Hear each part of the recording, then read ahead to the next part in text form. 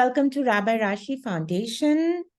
A lot of enthusiasm on our show today because we have someone who has been educating people on safety and security through his TV serials and movies. A very warm hello to Manish Sharma, Indian television and film actor. Manish ji, आपका बहुत बहुत स्वागत है. Thank you so much Rashi ji and all the viewers.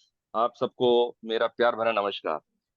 I want to give a small brief about him, even though we all know him through the policeman in Crime Patrol.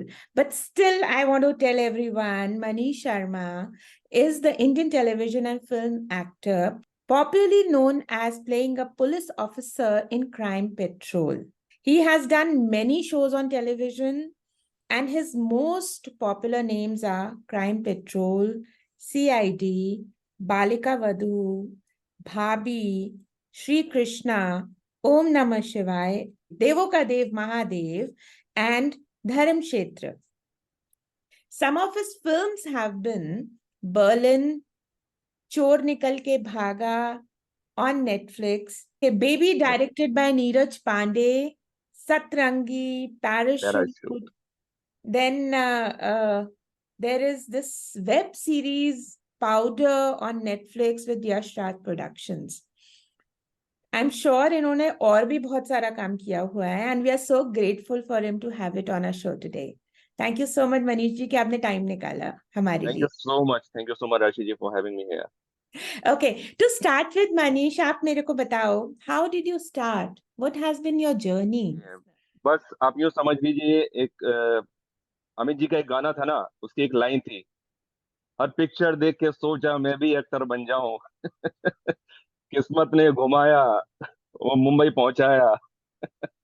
तो बस वैसा ही है कि ऐसा कुछ प्लान नहीं था, सब कुछ एकदम अनप्लान्ड वाली चीज थी. उस तरफ कुछ ध्यान नहीं था. तो as I told you earlier कि मेरे बड़े भाई हैं, he is also an actor. तो he is NSD pass out, national school of drama. मैं अपने ग्रेजुएशन के बाद वहाँ पे जाया करता था, उनके प्लेस वगैरह देखता था, उनके साथ रहता था.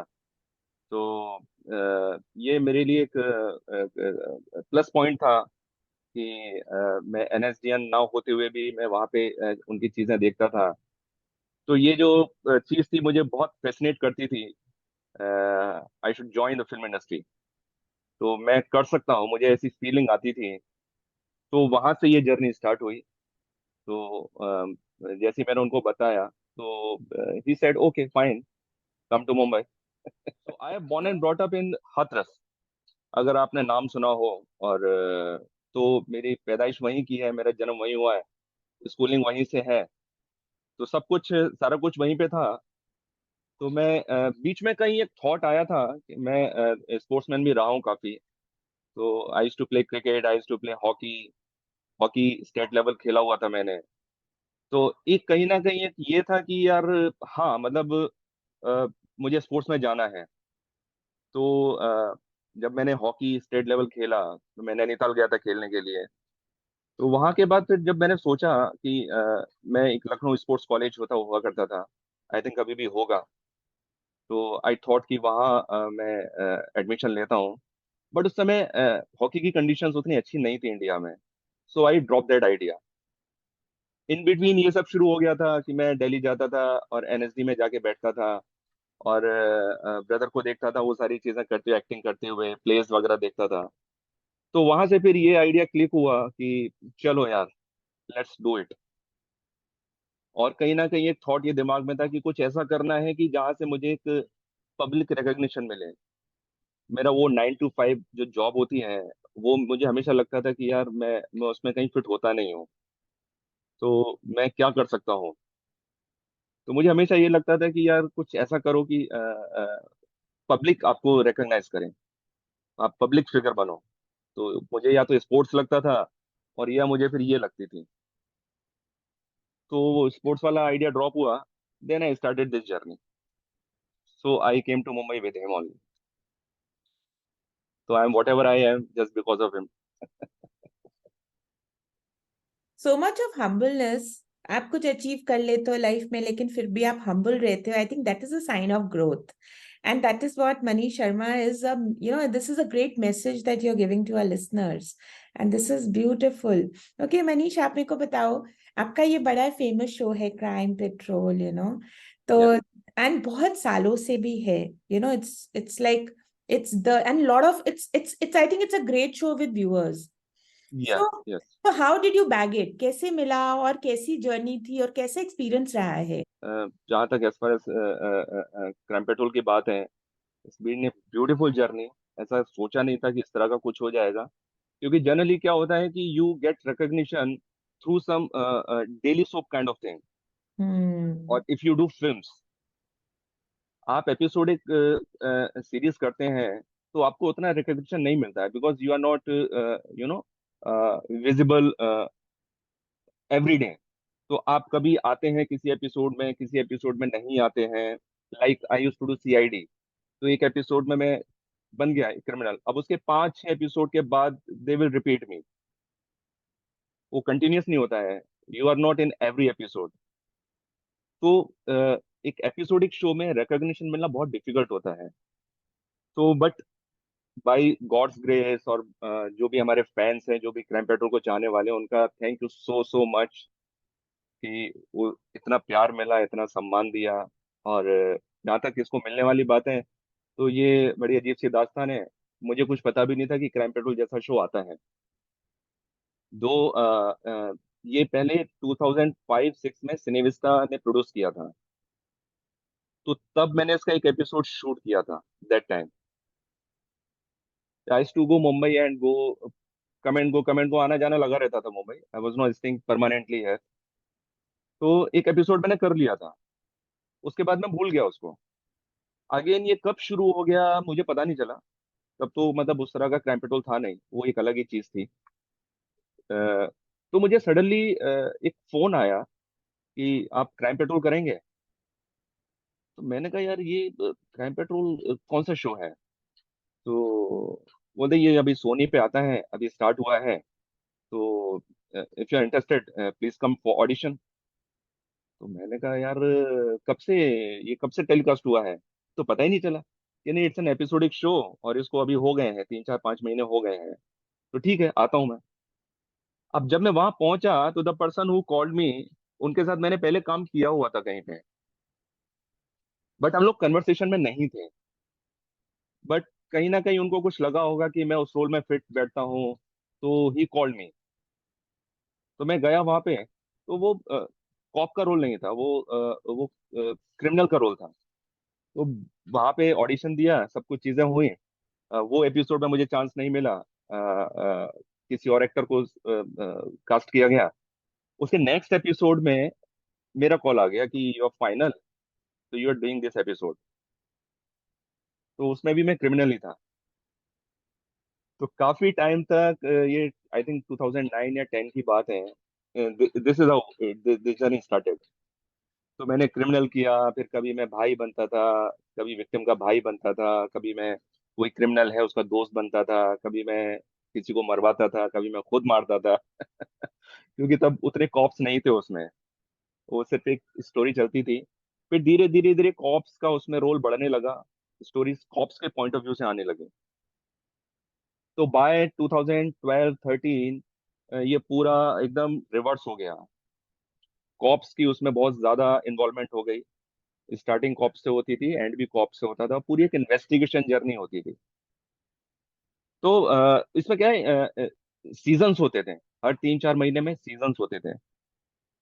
तो उसके बाद एक सीजन स्टार्ट हुआ, तो हम लोगों ने एक एपिसोड शूट किया था दिल्ली में, धौला कुआं, वो फुटओवर ब्रिज के ऊपर एक लड़की को शूट किया था एक लड़के ने। तो for that story we went to Delhi.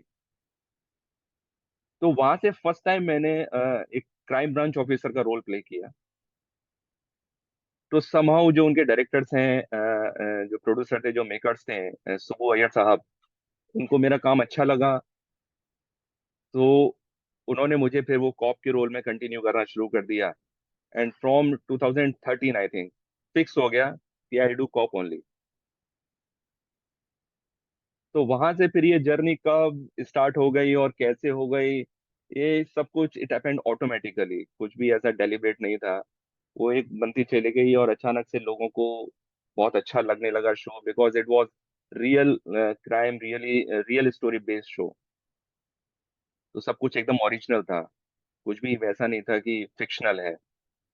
तो लोगों को वो चीज़ बहुत पसंद आती थी। तो एक लोगों को अवेयरनेस मिलती थी कि किस तरीके से क्राइम होता है, किस तरीके से हम उससे बच बच सकते हैं उन सब चीज़ों से।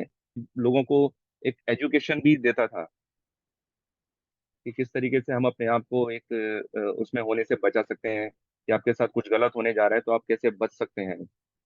तो वो बस धीरे धीरे जर्नी स्टार्ट हो गई, लोग पसंद करने लगे, क्राइम शो पॉपुलर हो गया। उसके साथ साथ हम भी थोड़ा सा पॉपुलर हो गए। लोगों का प्यार मिला, उसके लिए बस ये है कि थैंक यू सो मच।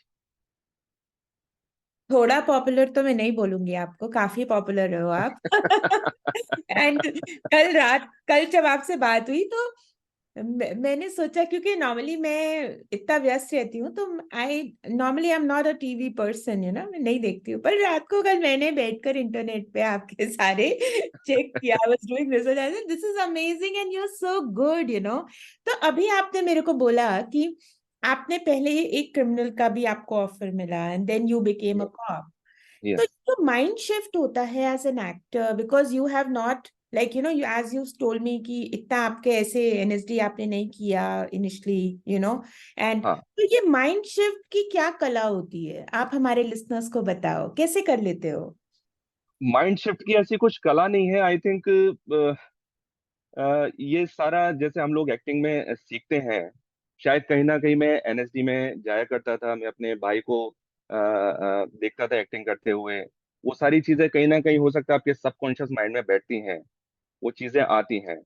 और जैसे कि अगर आप एक्टिंग कोर्स करते हैं तो उसमें सारी चीजें आपको ऑब्जर्वेशन सिखाया जाता है ना, इम्प्रोवाइजेशन आपको सिखाई जाती हैं, चीजों को ग्रैब करना सिखाया जाता है, कैरेक्टर एडेप्शन सिखाया जाता है। तो आई थिंक एक एक वही अवेयरनेस थी, और अपने आप को हमेशा एक तराशने की एक जो वो रहती है, कि आप अपने आप को कभी ये मत समझिए कि you are complete actor. Learning process आप हमेशा अपना ऑन रखिए, ये इट हैपेंस ऑटोमेटिकली। अगर आपने एक बार ये समझ लिया कि यार I have done so much work and now I am a complete actor, then I think वो आपका, आप मतलब आपने अपने आप को लिमिट कर दिया। तो आप कम से कम ये तो कभी मत सोचिए कि you are complete. Always think about yourself, you are incomplete. तो आप कुछ ना कुछ सीखते रहेंगे, कुछ ना कुछ ऑब्जर्वेशन आपका हमेशा शार्प रहना चाहिए, कि आप यू सी योर को actors also, you see films also, you see great actors also, कि वो लोग कैसे काम करते हैं, किस तरीके से करते हैं। तो I was doing it actually practically. I did lot of episodic shows initially with lot of directors, great directors. तो शायद मुझे उसका भी कहीं ना कहीं बेनिफिट मिला कि एक सपोज आप एक कैरेक्टर करते हैं, तो उसमें तो आप एक कैरेक्टर करते हैं, आप जो भी बन गए आप बन गए। अब आप थ्रू आउट ईयर आप वही चीज कर रहे हैं। बट मैं इनिशियली एपिसोडिक शोज में ज्यादा बिजी था। तो sometimes I am work with this director, sometime doing this with director. उनका टेस्ट अलग है, वो कुछ और डिमांड करते हैं, वो कुछ और डिमांड करते हैं। I tell you one thing, कि मैं एक डायरेक्टर हुआ करते थे, गौतम अधिकारी। अधिकारी ब्रदर्स आपने सुना होगा। तो it was a old production house. तो गौतम जी बहुत अच्छे डायरेक्टर्स थे, डायरेक्टर्स में उनका नाम था। तो उनको वो एक्टर्स ज्यादा पसंद थे जो मार्क पे आते थे। तो वहां से एक आपको एक कॉन्शियस रहते हैं आप कि यार मार्क पे आना, आप उनके साथ जितना काम करेंगे आप मार्क पे आना सीख जाएंगे। आप टेक्निकली आप एक्टिंग क्योंकि टेक्निकल भी होती है, आपको लाइट्स भी संभालनी है, आपको मार्क भी संभालना है। तो वो वहां से आप थोड़ी चीजें सीखते हैं। फिर मैंने I started working with BP Singh sir, जो सीआईडी करते थे। उनको वैसे एक्टर्स पसंद थे जो एक बार में एक एक पेज डायलॉग्स बोलते हैं, इनकी मेमोरी बहुत अच्छी है, डायलॉग्स उनको याद होते हैं। तो उनके साथ मैंने काफी काम किया। तो डेफिनेटली वैसे वहां से मैंने एक ग्रैब किया कि लाइंस को कैसे याद करते हैं। फिर कुछ डायरेक्टर्स ऐसे थे जो इम्प्रोवाइजेशन में बिलीव करते हैं कि आप जो लिखा है उसको भूल जाओ, आप अगर वो कर सकते हो तो करो, अदरवाइज आप आपको लगता है कि इम्प्रोवाइजेशन कर सकते हैं तो आप उसको करो। तो वहां से इम्प्रोवाइजेशन वाली एक्सरसाइज आपकी हो जाती है। तो I been lucky that way कि मुझे बहुत सारे लोगों के साथ इस तरह के अलग अलग डायरेक्ट, तो मैंने सोचा कि यार जब हर डायरेक्टर का अलग टेस्ट है, तो you have to be very flexible as an actor, कि कोई ऐसा बोलता है तो आप ऐसा कर दो, कोई ऐसा बोलता है तो आप ऐसा कर दो। You don't have to be rigid कि नहीं मैं तो सिर्फ यही करूंगा। You have to be very flexible. तो आई थिंक शायद वही एक्सरसाइज होगी कि वो ऑन एंड ऑफ करने में आपको ज्यादा टाइम नहीं लगता है। थोड़ी सी डिफिकल्टी होती है, वो थोड़ा सा आपको वो करना पड़ता है कि now I am playing criminal, I am playing cop.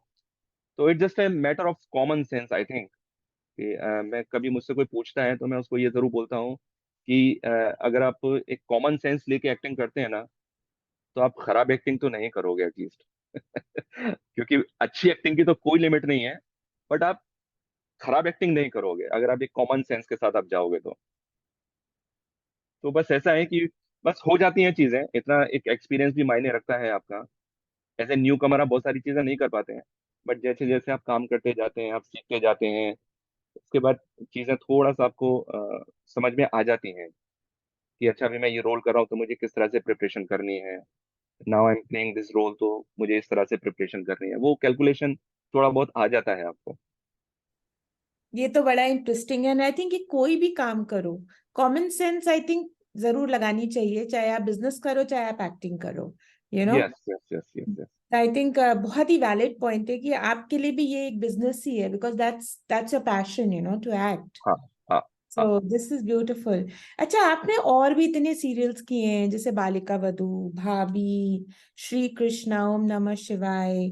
तो किसी एक सीरियल में आपकी एक बहुत स्ट्रॉन्ग लर्निंग रही हो जो आप हमारे लिसनर्स को बताने चाहते हो, लाइफ लर्निंग? Let's hear.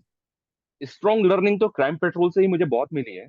बाकी सारे जो मैंने शोज किए हैं वो सब तो एंटरटेनिंग शोज हैं।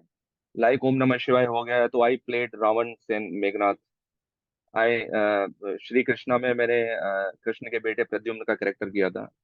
तो देवर लाइक एंटरटेनिंग कैरेक्टर्स, वो वहां से लाइफ लर्निंग ऐसा नहीं, बट क्राइम पेट्रोल में बहुत सारी चीजें आपको सीखने को मिली हैं। और आई थिंक व्यूअर्स ने भी बहुत कुछ सीखा होगा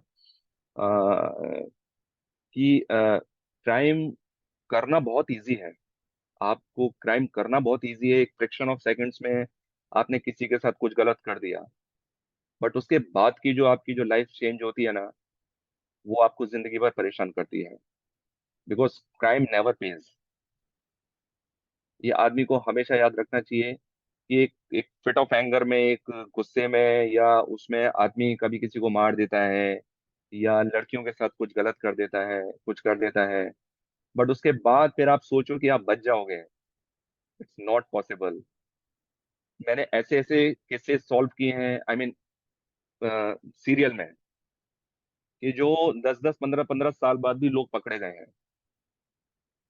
तो ऐसा नहीं है कि आप सोचो कि अब तो 1 साल हो गया, मैंने क्राइम कर दिया, अब तो मैं नहीं पकड़ा जाऊंगा। ऐसा नहीं है। आप कभी भी पकड़े जा सकते हैं, 1 साल बाद नहीं, 2 साल बाद कि आप मतलब फिर आप you are always running away. You can not sit back and relax कि चलो अब तो बस मैंने कर दिया और अब तो मैं आराम से बैठूंगा। No, it will not happen.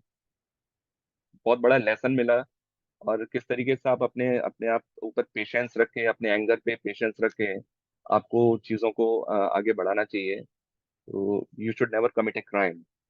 आपकी आपकी लाइफ बर्बाद हो जाती है, आप जिसके साथ कुछ गलत करते हैं उसकी फैमिली की लाइफ बर्बाद हो जाती है, आपकी आपकी फैमिली की लाइफ बर्बाद हो जाती है, आपकी खुद की लाइफ वो हो जाती है। तो it's a big lesson actually.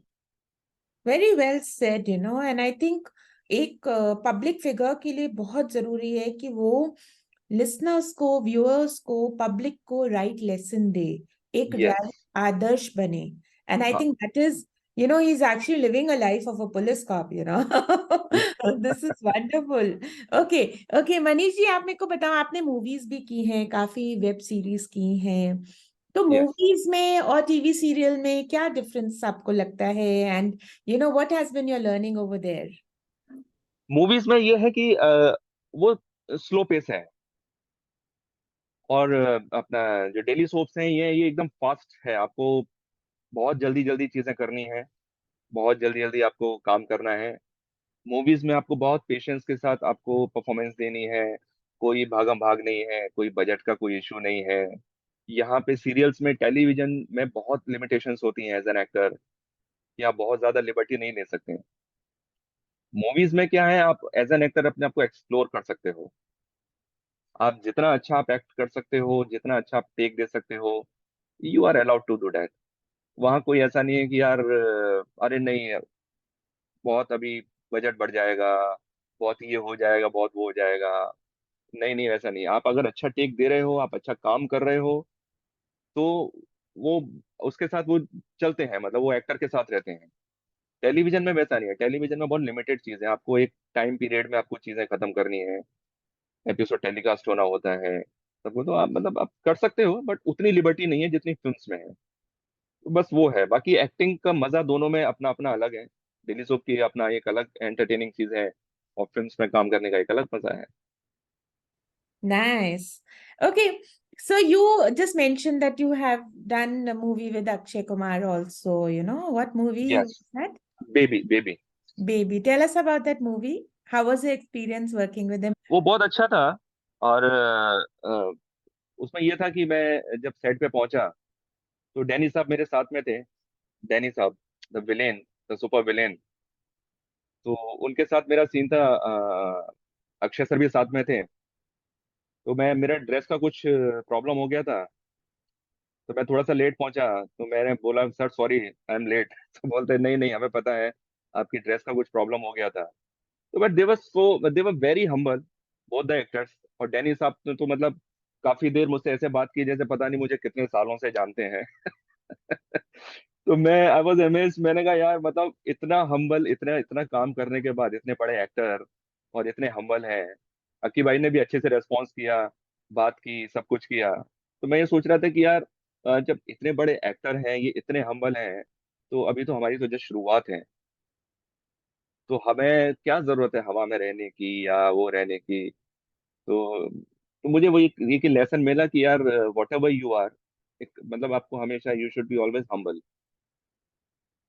It was great experience. कुछ वैसा कुछ सीन के अंदर कुछ गड़बड़ नहीं हुई। वो उतना कंफर्ट जोन मिल गया था कि मतलब आराम से सीन निकल गया, अच्छा हुआ। और कि मुझे एक शो मिला था, ये जो DD1 पे आता था, स्त्री तेरी कहानी। तो दिलीप साहब और सायरा जी प्रोड्यूसर थे उसके। तो हम लोग उनके बंगलों में शूटिंग करते थे। तो दिलीप साहब का ये था कि शाम को वो 4 बजे के आसपास वो नीचे आते थे उतर के, और वो शूटिंग के पास आके बैठ जाते थे, जहाँ शूटिंग होती थी। वो देखते थे कि एक्टर्स कैसे काम कर रहे हैं। तो ऐसे एक दिन मेरा शॉट चल रहा था और वो आके बैठ गए। अब वो आके बैठ गए तो मेरी हालत खराब हो गई। मैंने कहा यार, दिलीप साहब को अभी आना था। मेरा क्लोज होने वाला है और ये इनको अभी आना था, ये अभी आके बैठ गए। मैं मतलब ऑलमोस्ट नर्वस हो गया। मैंने कहा अब कहीं पता नहीं क्या होगा क्या नहीं होगा। तो मुझे लगा कि शायद अभी आए हैं तो चलो अभी थोड़ा इधर उधर बातें बातें करेंगे, वो सब करेंगे। बट वो मॉनिटर पे आके बैठ गए। ठीक है, अब बैठ गए तो बैठ गए, अभी क्या कर सकते हैं, अब तो काम तो करना ही है।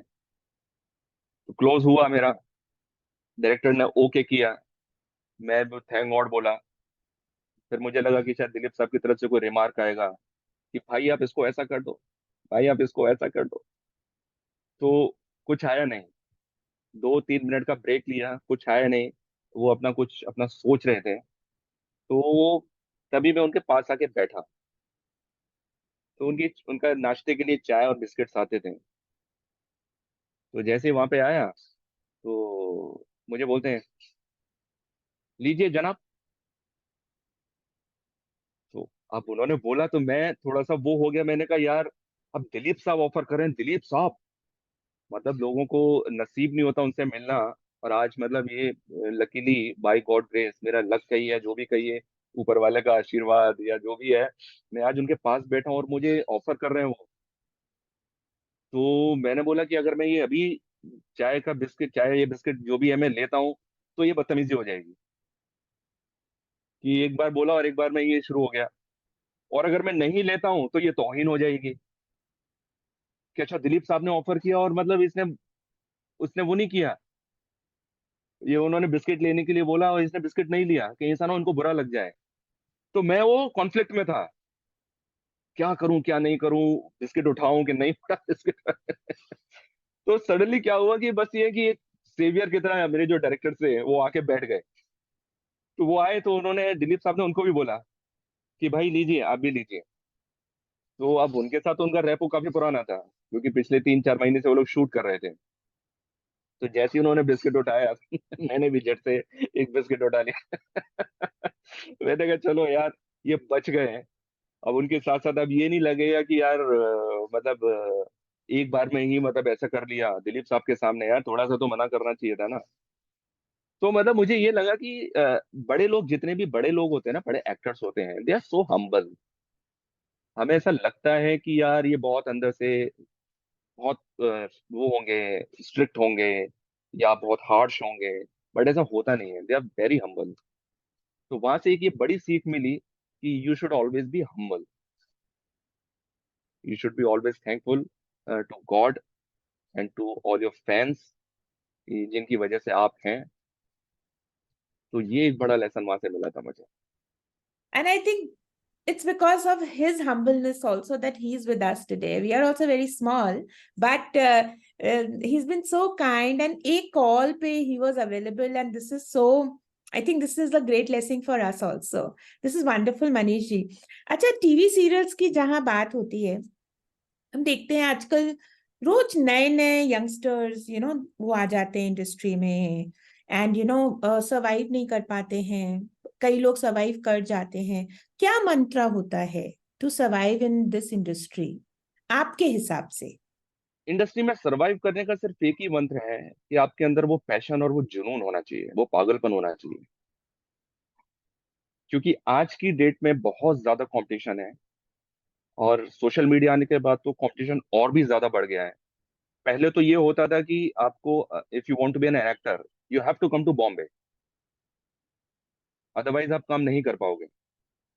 आप घर पे बैठे हो यूपी में, बिहार में, या उत्तराखंड में, या कहीं भी आप दूर बैठे हो, आप वहां से बैठ के एक्टर नहीं बन सकते। तो आपको बॉम्बे आना ही पड़ेगा। बट सोशल मीडिया आने के बाद चीजें चेंज हो गई हैं।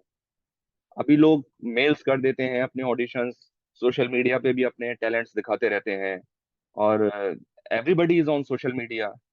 तो वहां से भी चीजें हो जाती हैं। अभी तो शहरों में जाके भी ऑडिशंस करते हैं लोग।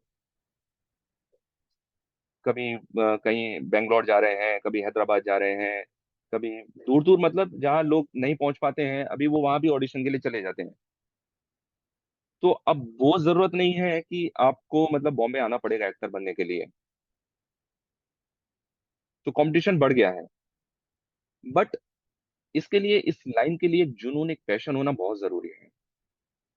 बिकॉज कुछ भरोसा नहीं है कि आपको, हो सकता है कि आपको एक दिन में भी काम मिल जाए, और हो सकता है कि आपको 2 साल 4 साल 5 साल भी काम ना मिले। सो मतलब आप अगर बॉम्बे में आके सरवाइव कर रहे हो, तो आपको एटलीस्ट आपके पास फाइनेंशियल बैकअप होना चाहिए, कि आपके पास कम से कम, अगर आपको 1.5-2 साल भी काम ना मिले, तो आपको कोई प्रॉब्लम नहीं होनी चाहिए। अदरवाइज मतलब it's a blind game. Talent तो सबको लगता है कि मैं टैलेंट हूँ, मैं टैलेंटेड हूँ, मैं कर सकता हूँ। बट यहाँ पे आने के बाद जब आप यू स्टार्ट मीटिंग पीपल, तब आपको पता चलता है कि चीजें, नहीं यार, मैं थोड़ा सा भी यहाँ पे कमी है, वहाँ पे कमी है। अभी मैं, मुझे जितना लगता था शायद मैं उतना टैलेंटेड नहीं हूँ। तो हो सकता है आपको अपने लुक्स की वजह से या अपनी उन चीजों की वजह से आपको काम मिल जाए, बट उसकी कोई गारंटी नहीं है। हाँ, लेकिन अगर आपके पास पैशन है और जुनून है, वो पागलपन है, तो फिर डेफिनेटली बॉम्बे में आपका मतलब स्वागत है, और ये इंडस्ट्री आपको डेफिनेटली एक ना एक दिन जरूर पे करेगी। वो सिर्फ फिल्म देख के कि मैं ऐसा बन जाऊंगा, मैं भी ऐसा दिखूंगा, मैं भी सलमान खान की तरह दिखूंगा, शाहरुख खान की तरह दिखूंगा, या ऋतिक रोशन दिखूंगा, भाई ऐसे मत आओ आप कभी भी। आप बहुत ग्राउंड लेवल पे चीजों को सोचो। वो चीजें हो जाए आपके साथ तो बहुत अच्छी बात है, वेल एंड गुड। बट आप ये मान के चलो कि आप जब यहाँ पे आते हो तो यू स्टार्ट फ्रॉम जीरो, और आपके पास एक फाइनेंशियल बैकअप होना जरूरी है, अपने माँ बाप की परमिशन लेके वो अगर वो अलाउ करते हैं, उतना सपोर्ट आपको मिलता है, और कोई प्रेशराइज करके या उनको जबरदस्ती, ऐसा नहीं कि उनके पास अगर फंड्स नहीं है तो आप उनको प्रेशराइज करके यहाँ पे आ रहे हो, तो वो भी स्ट्रगल कर रहे हैं, आप भी यहाँ पे स्ट्रगल कर रहे हो, तो उसका कुछ मतलब नहीं है। तो वैसा है कि अगर आप, हाँ, आपको लगता है कि मतलब मैं अगर बस सिर्फ यही करूंगा, मुझे और दुनिया में कुछ और नहीं कर सकता, तो फिर आप यहाँ पे आ जाओ। Absolutely right. ओके मनीष, आप मेरे को बताओ कि जैसे कोविड आया था तो जी। लोग तो सब घर में बंद हो गए एंड टीवी हाँ। ही देखते थे, सीरियल्स ही देखते थे, मूवीज ही हाँ। देखते थे, हाँ। लेकिन आप लोग हमेशा काम करते रहते थे। हाँ। तो कैसा एक्सपीरियंस था? बिकॉज अभी हम सुन रहे हैं जैसे कोविड आ रहा है फिर से, life is tough for you people, हम तो मजे से Yes. घर पे बैठ के एंटरटेन कर रहे हैं। सो आप हाँ, बताओ आपका एक्सपीरियंस कैसा रहा? मेरा एक्सपीरियंस, जब तक काम बंद था तब तक तो ठीक था। क्योंकि वो एक प्रॉब्लम्स तो थी, डेफिनेटली बहुत बड़ी प्रॉब्लम थी वो, और काफी लोगों के साथ बहुत गलत भी हुआ, बहुत बुरा भी हुआ। कई सारी फैमिलीज खत्म हो गई, काफी चीजें, लोगों के लॉसेस हो गए, बिजनेस लॉस हो गया, बहुत सारी चीजें हो गई लोगों के साथ। बट ये है कि बाय गॉड ग्रेस किसी तरीके से हम लोग वो फेस को सरवाइव कर लिया हम लोगों ने। और वो 5-6 महीने का जो पीरियड था जब काम नहीं कर रहे थे, तो ऑब्वियसली सब घर में बैठे हुए थे, कुछ काम था नहीं, तो अपना ठीक है ऐसे ही टाइम पास करते थे। फिर उसके बाद जब काम शुरू हुआ, जनरली हम लोग क्राइम पेट्रोल की शूटिंग बॉम्बे में ही करते हैं, बट यहाँ पे परमिशन थी नहीं, परमिशन बॉम्बे में शूटिंग करने की नहीं थी। तो आपको कुछ 20-25 लोगों की गैदरिंग के लिए शायद अलाउ किया था, तो उतने लोगों से शूटिंग होती नहीं है। तो काफी बड़ा यूनिट होता है, 70-80 लोगों का यूनिट होता है। तो we shifted our base to Jaipur. तो 6 महीने, 6 महीने ऑलमोस्ट, ऑलमोस्ट फॉर 1 ईयर हमने वहीं पे शूट किया था। तो वहां पे मैं थोड़ा सा कोविड की चपेट में आ गया था। बट थैंकफुली सब कुछ अच्छे से हो गया, आइसोलेशन भी अच्छे से हुआ। उसके बाद आई केम बैक टू बॉम्बे। तो यहाँ पे थोड़ा सा प्रिकॉशन लिया, चीजें नॉर्मल हुई। कुछ 1-1.5 महीने का ब्रेक लेके I went back to, I started shooting again. तो उस तरीके से फिर जब सब चीजें थोड़ा सा नॉर्मल हो गई, बॉम्बे में परमिशन मिल गई, तो फिर वहां से बेस शिफ्ट करके हम लोग बॉम्बे में आ गए। तो कोविड हमेशा याद रहेगा कि I have gone through this problem also. और वाकई में वो बड़ा बहुत बड़ी प्रॉब्लम थी। तो जो भी लोग सरवाइव कर गए, वो ठीक है, ऊपर वाले की आशीर्वाद, ऊपर वाले की दया। बाकी जिनके साथ बुरा हुआ उनके साथ तो फिर। सो हम आपको शूट कर रहे हैं ऑलमोस्ट ईयर एंड में, yes. 2024 is right there knocking at the doors. क्या फ्यूचर प्लान्स हैं आपके और कौन से नए प्रोजेक्ट्स में आप लुक फॉरवर्ड कर रहे हो, उसके बारे में आप सबको बताइए। वैसे तो आप देखो तो हर दिन एक नया दिन होता है, एक हर दिन एक नया साल होता है। तो ऐसा जैसा कोई फ्यूचर प्लान्स है नहीं, है नहीं। बट ये है कि हाँ, एक दो प्रोजेक्ट्स हैं जो फरवरी या मार्च में स्टार्ट होंगे। तो एक वेब सीरीज है और एक फिल्म है। तो अभी उसके लिए टेक्निकली ज्यादा कुछ उसको डिस्क्लोज नहीं कर सकते हैं, उनकी तरफ से थोड़ी रेस्ट्रिक्शंस हैं, I am sorry for that. तो बाकी ये है कि मैं एक बीच बीच में ये करता हूँ, जिसकी मैं रिहर्सल कर रहा हूँ अभी। एक अयोध्या में हम लोग रामलीला होती है, सेलिब्रिटीज की रामलीला होती है। तो I am playing Meghnath there. तो उसकी रिहर्सल में बिजी हूँ मैं आजकल। तो एक शो हमने अभी पीछे किया था कुछ 2 महीने पहले। तो अगेन अभी जनवरी में, जब वहां पे मंदिर की स्थापना होने वाली है, तो वहां पे रामलीला होगी, तो वहां चले शो करेंगे वहां पे। तो उसी की तैयारी चल रही है। तो एज ऑफ नाउ अभी तक यही है। अभी तैयारी बस उसी की है। जो प्रोजेक्ट अभी मार्च में फरवरी में शुरू होने वाला है, बस उसकी तैयारी है। तो वो जब आएगा तो डेफिनेटली मैं आप सबको इन्फॉर्म करूंगा। Nice, and this is so nice that you are doing for Ayodhya, right? जो अभी नया यस, स्टार्ट यस, था। यस। Oh, this is हाँ। wonderful. So हाँ। हाँ। good. वो टीवी पे भी आएगा? हाँ, वो टीवी पे आएगा, आई थिंक वो दूरदर्शन पे टेलीकास्ट होगा। ओके। वो प्राइवेट चैनल पे टेलीकास्ट नहीं करते हैं वो दूरदर्शन के साथ कोलैबोरेशन है शायद उनका। उस पे टेलीकास्ट करेंगे। तो all the celebrities are there. Excellent excellent. Okay Manish, आप कौन सा एक मैसेज सारे ब्रांड्स, सारे youngsters, all the businesses, people who are struggling या जो खुश भी हैं, उनके लिए आपका एक कौन सा ऐसा स्पेशल मैसेज है, ये बताइए। Always always be positive. कभी अपने आप को वो मत कीजिए कि मैं ये नहीं कर सकता। मैं always believe in your self.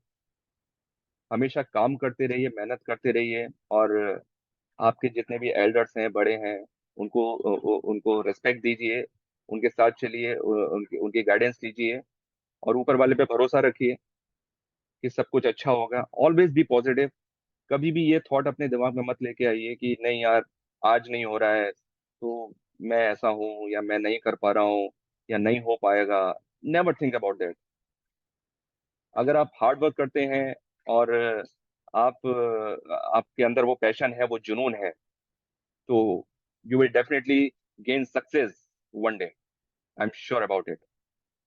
तो हाँ। हमने समझा कि आप एक एक्टर हो, पैशनेट एक्टर हो, और किस चीज के बारे में आपको पैशन है, ये बताइए। My passion is for acting only. तो वो है। और बाकी ये है कि ऑलवेज फॉलो योर पैशन। आप अपने पैशन को फॉलो कीजिए। क्योंकि आप अगर आपका वो पैशन है, जो भी आपका स्किल है वो आपका पैशन है, तो आपको जरूर वहां पे कामयाबी मिलेगी, और आप वहां पे सक्सेस होंगे। And I think the biggest lesson for 2024 is being humble, because we get to hear this from many, many places these days. Gratitude and humbleness. I think that will make you a star. And that is what Manish Sharma is all about. Humbleness, thankfulness, gratitude, and feeling that he hasn't achieved much and he's yet to. He's a go-getter. This is absolutely wonderful, Manish ji. Thank you so much कि आप आए हमारे show पर, हमारे listeners को आपने अपनी story बताई, एंड आई एम श्योर हम आगे भी आपके साथ ढेर सारे शोज करेंगे। Thank you. बिल्कुल राशि जी, थैंक यू सो मच। और मेरी तरफ से भी आपका बहुत बहुत शुक्रिया for having me here on the show. और आपके जितने भी लिसनर्स हैं, उनको मेरा बहुत बहुत शुक्रिया, बहुत बहुत धन्यवाद।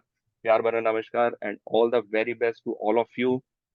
Happy New Year to everyone, and we are coming up with this show in the first week of January for him, especially the New Year special. Happy new year. Happy New Year.